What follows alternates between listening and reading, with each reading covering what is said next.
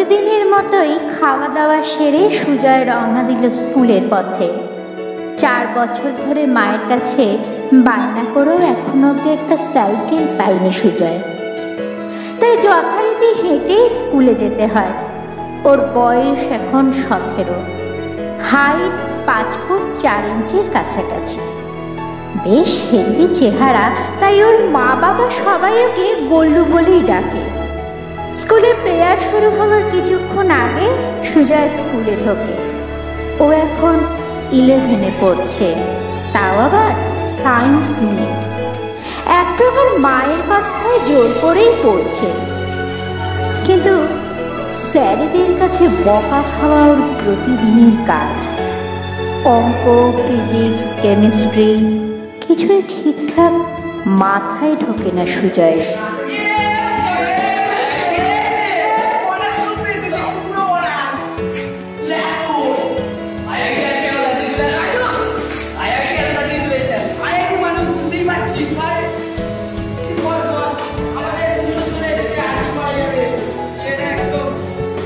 কোনো রকমের 4টে পিরিয়ড শেষ করে আসে টিফিন টাইম। 4 তলা থেকে নেমে নিচে মাঠে যায় না সুজয়।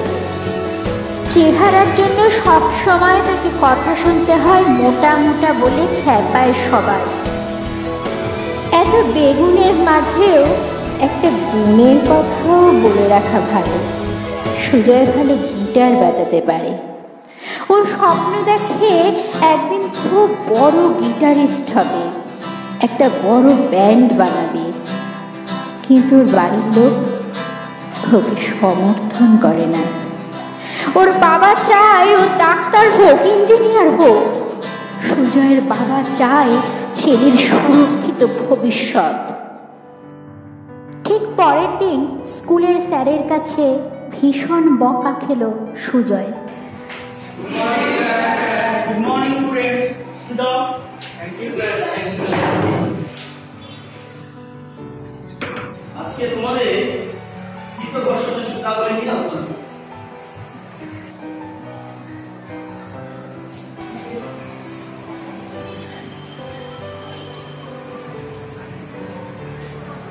রানা ঘর্ষণ বলে এসআই কি হবে বলো তো? Very good, very good. Sit down.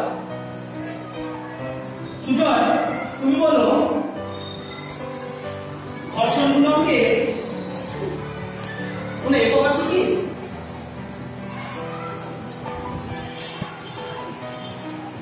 বলতে পারছো না? একটু ভালো, মাথাটা কাটাও। ঘর্ষণ গুণাঙ্ক মিউ এস ইকুয়ালস টু কি হবে দেখো, mu s equals to f by r. তাহলে এবার তুমি বলো, বলতে পারছো না? সারাদিন যদি গিটার বাজাও তো পড়াশোনাটা কখন করবে বলো? পড়াশোনা করতে হবে তো নাকি? একটা দিন পড়াশোনা করবে না, পরের দিন তুমি পড়া করে আসবে, এই বলে দিলাম। তারপরে বন্ধুদের মধ্যে মারামারিতে ঘটে গেল এক মর্মান্তিক দুর্ঘটনা। সুজয় নিজেও জানতো না যে কি হতে চলেছে।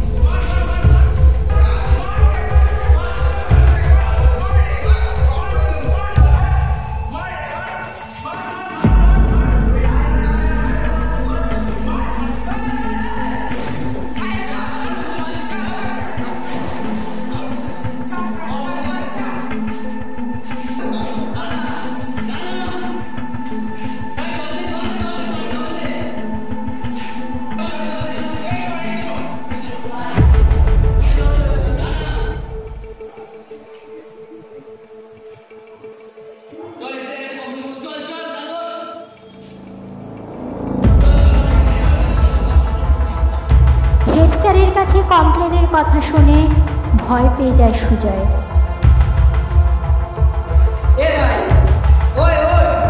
কি রে, কি হলো? আরে ভাই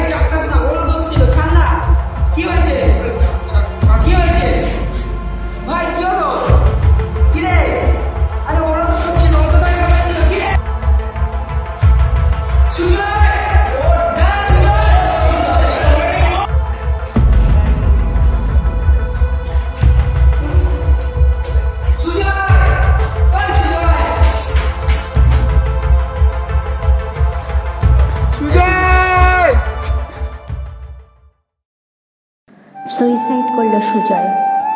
বন্ধুদের অপমানে, পড়ার চাপে, বাড়ির চাপে, সব মিলিয়ে শেষ হয়ে গেল সুজয়।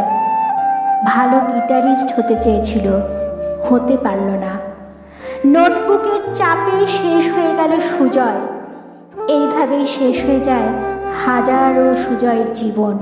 ছেলে মেয়ে কি হতে চায় সেটা না ভেবে সবাই ছোটে ডাক্তার, ইঞ্জিনিয়ার বানানোর পথে। কেউ হয়, আবার কেউ হয় না। এই নোটবুকের নামে সব অ্যাটম বোমের মাঝেই শেষ হয়ে যায় হাজারো সুজয়ের জীবন। এ বয়স জানে না রক্তদানের পুণ্য, বাষ্পের বেগে স্টিমারের মতো চলে। প্রাণ দেওয়া নেওয়া ঝুলিটা থাকে না শূন্য, সপে আত্মাকে শপথের কোলাহলে। 18 বছর বয়স ভয়ঙ্কর, তাজা তাজা প্রাণে অসহ্য যন্ত্রণা। এ বয়সে প্রাণ তীব্র আর প্রখর, এ বয়সে কানে আসে কত মন্ত্রণা। 18 বছর বয়স যে দুর্বার, পথে প্রান্তরে ছোটায় বহু তুফান।